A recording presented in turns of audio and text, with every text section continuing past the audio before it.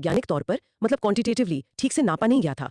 इस स्टडी में पहली बार इन गुणों को बारीकी से जांचा गया है, मापा गया है। अच्छा, तो फिर सबसे पहला और सबसे बड़ा सवाल यही आता है क्या, रुद्राक्ष में वाकई चुंबकीय गुण होते हैं जैसे कि माना जाता है? हाँ, स्टडी ये साफ तौर पर कंफर्म करती है तीनों तरह के रुद्राक्ष मतलब 3, 4 और 5 मुखी, इन सब में चुंबकीय गुण मौजूद हैं। ओके। और इसे साबित करने के लिए काफी संवेदनशील वैज्ञानिक तकनीकों का इस्तेमाल हुआ है, जैसे वीएसएम है, स्क्विड है, ईपीआर स्पेक्ट्रोस्कोपी है। अच्छा। तो हाँ, ये पहली बार है कि इन गुणों को साइंटिफिक तरीके से मापा गया है और पुख्ता सबूत मिले हैं। अरे वाह, ये तो कमाल की बात है। मतलब सिर्फ मान्यता या कहीं सुनी बात नहीं, विज्ञान भी मान रहा है।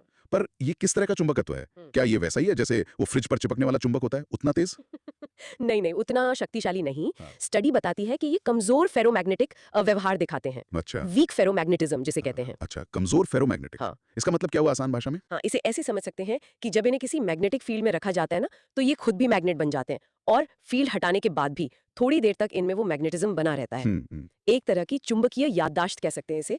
ये बहुत मजबूत नहीं है पर है जरूर। इसको मापने के लिए हिस्टेरेसिस लूप और कोएर्सिविटी जैसी चीजें देखी गईं। ओके। और हाँ, एक खास तापमान होता है, क्यूरी तापमान कहते हैं उसे, जो 300 केल्विन से काफी ऊपर है। उसके ऊपर जाने पर ये गुण खत्म हो जाता है। अच्छा, मतलब इनमें चुंबकीय याददाश्त तो है, भले ही कमजोर हो। अब ये बताइए कि क्या मुखी से कोई फर्क पड़ता है? मतलब रुद्राक्ष पर वो जो धारियां होती हैं, जिन्हें मुख या चेहरे कहते हैं, क्या उनकी संख्या से इन चुंबकीय गुणों में कोई अंतर आता है? हाँ, ये एक दिलचस्प बात सामने आई है। देखिए, चुंबकीय गुण का प्रकार तो सब में एक जैसा ही है, वही कमजोर फेरोमैग्नेटिज्म। ठीक है। लेकिन उसकी ताकत या कह लीजिए चुंबकीय क्षेत्र से प्रभावित होने की जो क्षमता है वो अलग अलग है।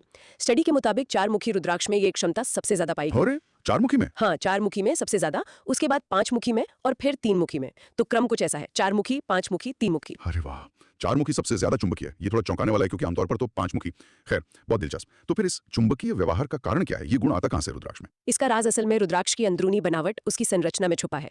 एक खास तकनीक है EDXRF, उससे पता चला कि रुद्राक्ष में करीब 23 से 25 तरह के अलग अलग तत्व मौजूद होते हैं। 23 से 25, काफी ज्यादा है। हाँ, और फिर EPR विश्लेषण ने ये दिखाया कि इनमें कुछ ऐसे कण होते हैं, युग्मित इलेक्ट्रॉन कहते हैं उन्हें, जो छोटे छोटे मैग्नेट की तरह काम करते हैं।